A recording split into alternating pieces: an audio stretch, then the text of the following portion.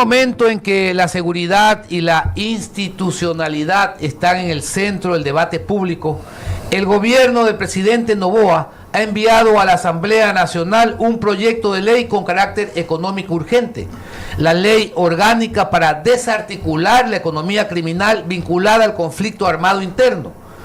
La propuesta ha generado expectativa y preocupación, pues contiene disposiciones que impactan no solo en el ámbito tributario y penal, sino también en derechos y garantías constitucionales. Para entender los alcances legales y los riesgos constitucionales de este proyecto, hemos invitado al jurista Andrés Santos, reconocido constitucionalista y docente universitario. Bienvenido, doctor Santos. Desde una perspectiva constitucional, ¿cómo interpreta usted la figura del conflicto armado interno que plantea el Ejecutivo como base de esta ley urgente? Muchas gracias, Juan Javier, Pocho, Juan Esteban. ¿Cómo estás, Andrés? Mire, esta es una ley que tuvo que haberse aprobado hace mucho tiempo en el Ecuador, en mi opinión desde la época de Huacho. Desde esa época necesitábamos una ley antiterrorista. Yo aplaudo que... Huacho, el colombiano. El colombiano de Oliver Sinisterra. Sí. Desde ese momento Ecuador ya necesitaba una ley antiterrorista a la par con otras potencias civilizadas, como Singapur, Estados Unidos o Reino Unido. Lamentablemente en Ecuador tenemos una tendencia ideológica en la Academia de Derecho, que es hipergarantista. Yo diría hasta, algunos le dicen prodelincuente, que le ha hecho tanto mal a nuestro país. Esta ley, sin embargo, recoge otras instituciones del derecho. En otras palabras, esta ley lo que va a permitir es mayor amplitud, mayores facultades a la fuerza pública y sobre todo al Ejecutivo para poder triunfar en este conflicto armado. Es imposible que un presidente pueda luchar un conflicto armado con leyes que están hechos para momentos de paz.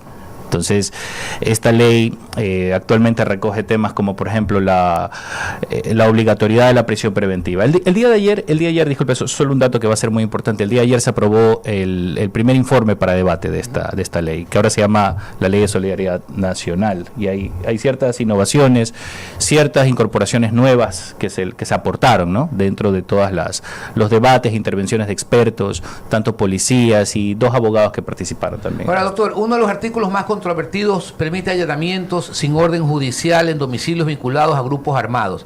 ¿Cree que esta disposición se ajusta a los principios del debido proceso y las garantías constitucionales? Completamente.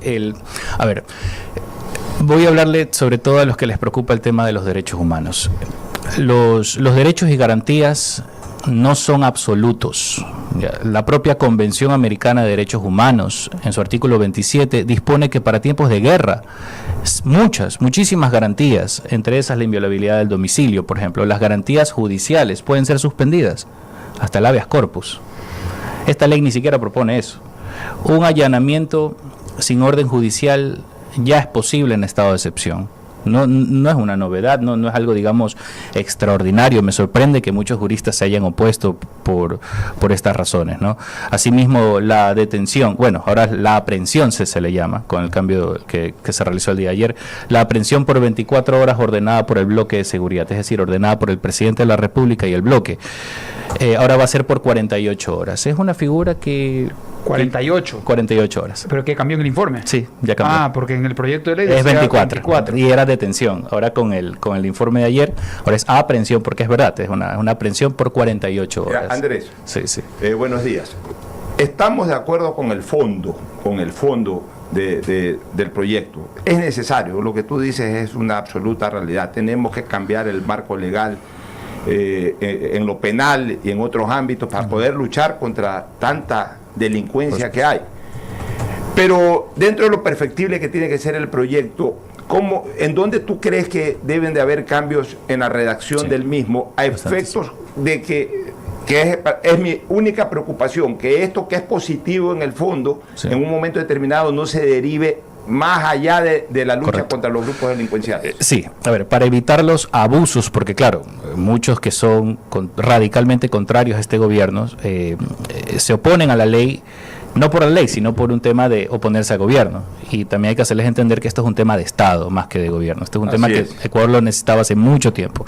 A ver, para evitar los abusos, y por un lado, se tienen que poner parámetros para las detenciones.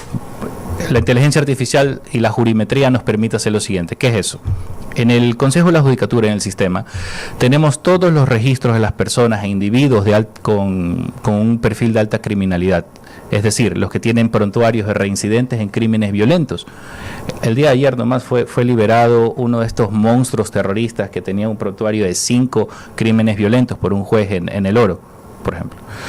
Este tipo de detenciones, este tipo de actuaciones también se podría incorporar en esta ley a un perfil criminal de individuos con prontuarios de crímenes violentos, capturas en flagrancias con evidencia material.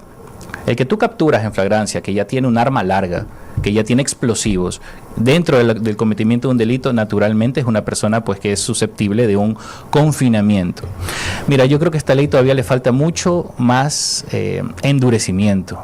Le falta avanzar mucho más en el endurecimiento de una política de mano de hierro. Me parece hasta el momento que es muy óptima, pero todavía se le puede hacer mucho más. Hay un debate, el debate va a ser el día de mañana en la Asamblea, va a ser un debate del Pleno, y de ahí va a volver a la Comisión. Entonces, otro punto que lo veo muy sensible.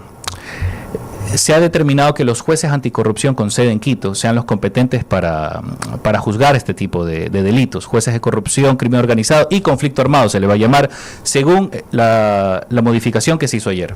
Ya, antes esta ley disponía que los jueces territoriales, por ejemplo un juez de Yaguachi, pueda asumir competencia, ¿no?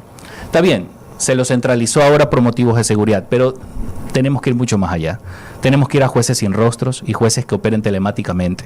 Es que eso no se... Perdón Sí, que te interrumpa. no, Los sí. jueces sin rostro ya es un tema que ha sido zanjado por la Corte Interamericana también, Sí. porque el problema del juez sin rostro es que tú como persona no sabes quién te está juzgando. Entonces tú, Claro. como sabes, hay causales de recusación, tú tienes que saber si ese juez tiene algún problema contigo. Sí. Entonces es muy complicado. Otra de las propuestas es que los jueces que despachen a través de embajadas, vía telemática, algo así, pero los jueces sin rostro nos pone otra vez en ese lío de tratar de que no sabes quién te está jugando. Tú tienes que en principio saber quién te está jugando. El estándar del derecho interamericano, de los derechos humanos a nivel interamericano, dispone que, es verdad, tú tienes el derecho a un juez imparcial. Eso está en el artículo 8, numeral 1 de la Convención. Pero para casos de guerra interna, esa garantía es susceptible de suspender. ¿Por qué? Es verdad que el delincuente, el terrorista, o bueno, en este caso el imputado, tiene derecho a saber quién lo va a juzgar, sí, pero eso es una garantía que nuestro sistema interamericano lo dispone para un tiempo ordinario. La jurisprudencia que existe en la Corte Interamericana está hecha para casos que se han hecho en tiempos de paz, no por un conflicto armado interno. El conflicto armado interno es perfectamente dentro del derecho y dentro de la defensa hasta de los derechos humanos suspender la garantía y poner jueces sin rostros para temas de conflicto armado. Vamos a la detención, que era lo que conversábamos el otro día en el debate aquí, Pocho, en Centro Debate. Hoy en día, para poder detener a una persona, ya, por ejemplo, digamos que la policía hoy está viendo caminar a alguien que ellos, por inteligencia, por ejemplo, están en algún barrio y por inteligencia saben que pertenece a un grupo de delincuencia organizada. Yeah. La policía puede ir a detenerlo sin que haya una actuación flagrante, sin orden de juzgador, o no puede, porque aquí lo que se está proponiendo, entiendo yo, es que la policía, con base en cierta inteligencia, diga qué es lo que pasa en El Salvador. Sí. Como tienen un tatuaje de aquí de la M y otro correcto. acá, dicen este es de la Mara Salvatrucha, me lo llevo. Correcto. Entonces aquí pueden con simplemente un indicio ellos decir me lo llevo porque creo que es, sin orden de juzgador, y luego tienen esa aprehensión 48 horas para pues legalizarla. Ya. ¿Qué es lo que se está discutiendo? ¿Cuál es la Ya. diferencia respecto del régimen actual con el régimen que se pretende Sí. imponer? Sí, en el régimen ordinario esta detención la autoriza un juez cuando no hay un delito flagrante. Sin embargo, ahí esto sí también hay que incorporar. Para temas de allanamiento y sin orden judicial y para temas de aprehensiones ya por 48 horas, la decisión no tiene que ser de un policía, por ejemplo, un cabo raso o un militar, no. Eso tiene que ser autorizado por el bloque de seguridad. ¿Por qué? Para evitar la discrecionalidad, porque estamos hablando de una medida excepcional. El bloque de seguridad tiene que autorizar este tipo de operativos. De lo contrario, ¿qué es lo que va a suceder? Ahí sí se van a venir muchísimos abusos. Entonces, estas operaciones tienen que ser autorizadas naturalmente. Es por la máxima autoridad en estos casos del conflicto armado. Pero una pregunta, ¿esto no cambió el día de ayer con la aprobación del informe? ¿No eliminó cierto artículo que le otorgaba el poder al bloque de seguridad? No, por el contrario, se prolongó más la facultad de privar de libertad temporalmente a los sospechosos, ¿sí? Entonces, eso es una de las cosas que se tienen que también que incorporar. ¿Por qué? Porque la ley no te lo dice, solo te lo deja abierto. Entonces, estas medidas extraordinarias tienen que ser aprobadas por el bloque. Esto es por un principio de unidad de mando y también por un principio para que no existan abusos. Ya de lo contrario, imagínense, hay policías que están con el crimen organizado y pueden tomar una decisión unilateral de querer aprender a alguien o entrar a una casa sin orden judicial. Andrés, una pregunta relacionada a la naturaleza del proyecto de ley. ¿Usted cree que el carácter económico urgente con el que se ha enviado este proyecto es jurídicamente justificado, considerando que obviamente varias de sus disposiciones son claramente penales o relacionadas a la materia de seguridad? Mire, yo creo que se puede decir que también tiene una injerencia, un efecto económico. Sí, hay una finalidad económica, sin duda alguna. La ley contiene también componentes en materia económica. Por ejemplo, el presidente podría declarar ciertas zonas empobrecidas, deprimidas, las podría declarar como zonas de libre impuesto, dar incentivos económicos a nivel tributario. Eso es una de las cosas que se propusieron inicialmente. Ahora, no nos olvidemos que a fin de cabo hay un efecto en la economía nacional. ¿Por qué? Cuando hay una extorsión sistematizada a varios barrios que están sucediendo ahora en Guayaquil, ¿eso qué es? Eso es el narcoestado que está exigiendo su tributo, su impuesto. Está disputándole la soberanía territorial al Estado ecuatoriano. Sin duda alguna, pues estas estructuras criminales se sostienen en una base económica. Hay un tema también que preocupa bastante a los abogados, es la actuación de la Corte Constitucional. La Corte Constitucional ha tenido una visión, una profunda ideología, por decirlo así, pro derechos, por no decir pro delincuente, a lo largo de todo este tiempo, desde el año 2020. No nos olvidemos que fue la Corte Constitucional quien derogó un artículo en el Código Orgánico Integral Penal que imponía la obligatoriedad de la prisión preventiva para delitos mayores de 5 años. Hace solo unos 3 meses, la misma Corte Constitucional, en pleno conflicto armado y auge de la delincuencia, fue la que también permitió ahora, con otra derogación que hizo al Código Orgánico Integral Penal, que los reincidentes ahora sí se pueden acoger a medidas sustitutivas. Eso hizo hace 3 meses la Corte Constitucional, esta misma Corte. Entonces, la preocupación es el rango de interpretación que va a tener esta Corte Constitucional, que lo va a hacer posiblemente a favor de delincuentes, a favor de terroristas y no a favor del país. Entonces, yo les puedo decir lo siguiente. Dentro de la interpretación constitucional, esta ley reúne todos los elementos. Constitución, decía Abraham Lincoln, no es un pacto suicida. Jefferson también nos decía, la observancia escrupulosa a la ley escrita no puede significar la muerte de la nación. Entonces, la ley tiene que adecuarse a las necesidades del Estado, a las necesidades de la nación en este momento. Vivimos una época extraordinaria. Entonces, eso es algo muy importante que tenemos que saber. Esperemos que la Corte pues no interfiera pues con el presidente, y en mi criterio legal, en un conflicto armado, la Corte no puede interrumpir una acción a favor de la seguridad nacional. Doctor, le hago una última inquietud y de ahí damos paso al señor Fantoni y nuevamente volvemos con usted, ¿le parece? Sí, claro, porque es muy interesante seguir desarrollando. Desde su óptica, ¿cuáles serían los mecanismos que debe considerar la Asamblea para que esta ley se ajuste plenamente a la Constitución y no termine siendo una impugnada ante la Corte Constitucional? Sí, ya. El día de ayer se hicieron algunas modificaciones muy positivas para que la Corte, digamos, no tenga, por decirlo así, la obligación de anular esta ley, de dejar sin efecto esta ley, ¿no?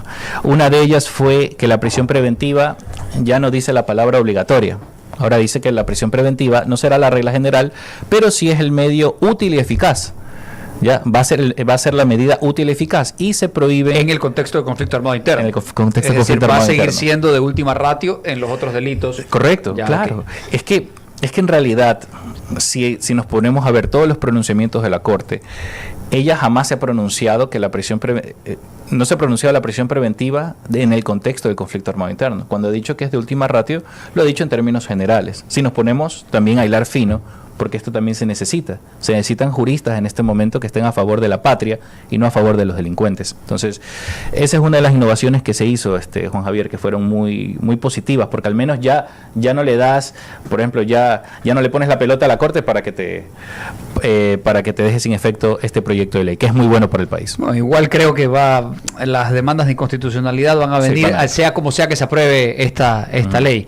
Ahora, por ejemplo, vamos a temas polémicos también, como el uso de la fuerza, ya no es progresivo. ¿Ya? Sí. Es decir, dice que faculta el uso de la fuerza directo. Sí, correcto. Y en segundo lugar, se me escapó, el indulto. Sí, Dicen que el indulto previo, que lo cambiaron el presidente, ayer ¿lo cambiaron ayer? Sí. Cambiaron la redacción. A ver, ¿cómo está? No sé, lo han cambiado, sí, pero han utilizado otro término. ¿Cómo está? A ver, entró con el otro día lo leímos, Pocho, entró con el título del artículo diciendo indulto previo, pero luego ahora dice que podrá anunciar el indulto. Es decir, que el presidente no va a dictar el indulto desde antes, porque no puede legalmente, pero sino que lo va a anunciar. Es decir, va a decirle a los jueces y fiscales, oigan, por más que ustedes sigan, yo lo voy a indultar. O sea, nosotros aquí habíamos comentado en el programa que debería aplicarse el término anuncio del indulto previo, porque no puede ser indulto previo, porque no se puede indultar antes de una sanción. De lo que entiendo no hay indulto sin condena. Es contra los hechos. Ahora, el presidente tiene cierta información y él, después de que sucede el hecho, tiene el... Sí, correcto. Es decir, ahora lo que dice la ley, el proyecto, perdón, el indulto se podrá dar después de la investigación previa. Eso. Es decir, una vez que se cierre la investigación previa, se va a poder tramitar el indulto. Ahora, recordemos que la Constitución sí pone límites a los indultos, ¿no?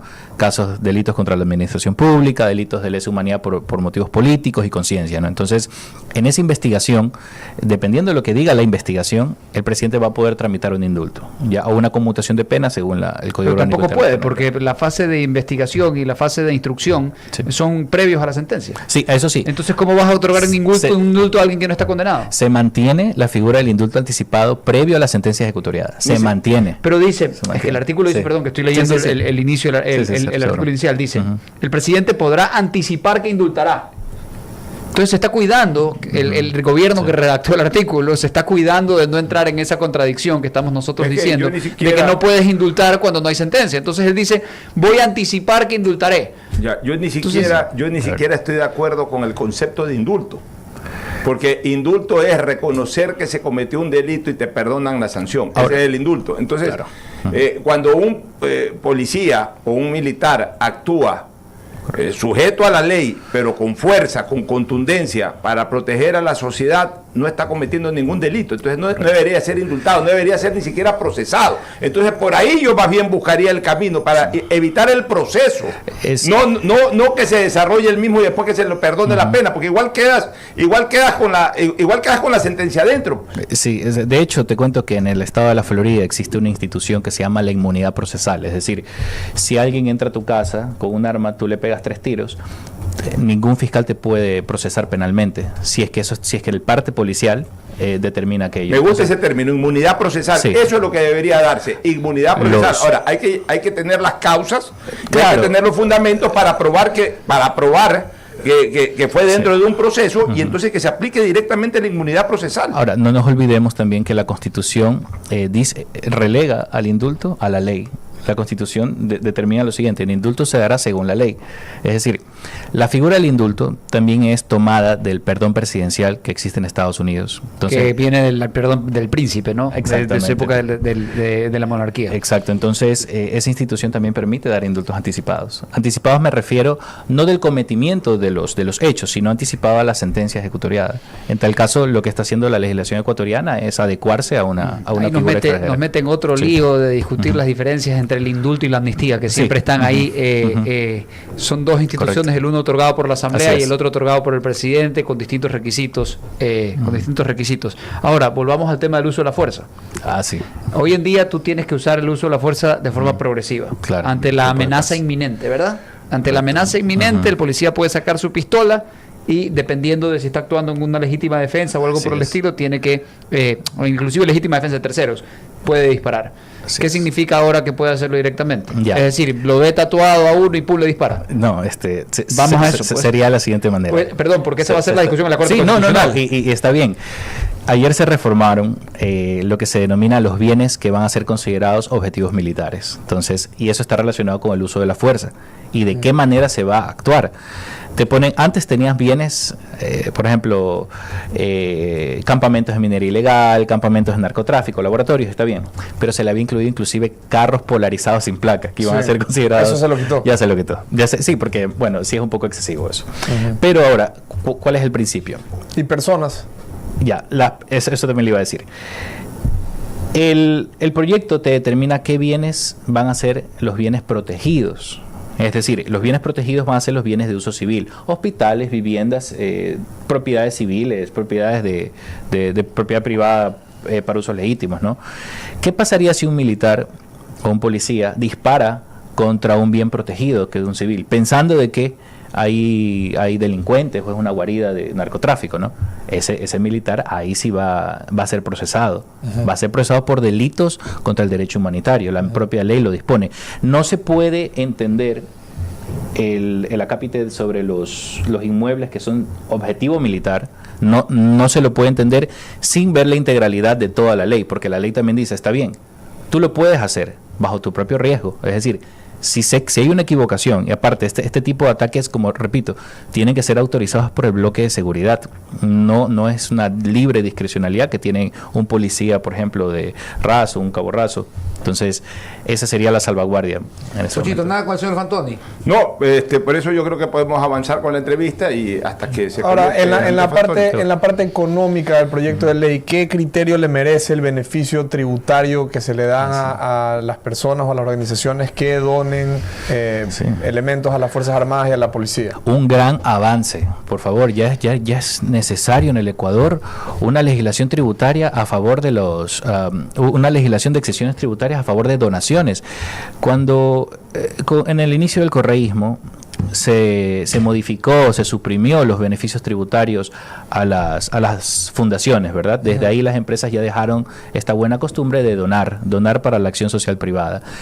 Esta institución es recogida en esta ley, pero para favor de la policía, que es excelente. Es algo que tiene que darse. Yo escucho críticas que dicen, no, que es algo elitista. Realmente eso es incomprensible. O sea, yo entiendo las críticas que existen por parte de los penalistas constitucionalistas respecto de la vulneración a la presunción de inocencia, el debido proceso, el allanamiento sin orden judicial. Correcto. Pero que te opongas y tú digas, no, que sí, que la ley nueva permitiría que las empresas puedan deducir del impuesto a la renta por las donaciones que se den a las fuerzas del orden. Sí, amigo, que se las den, que les den los beneficios tributarios por hacer donaciones a las fuerzas del orden. Por favor, hagámoslo.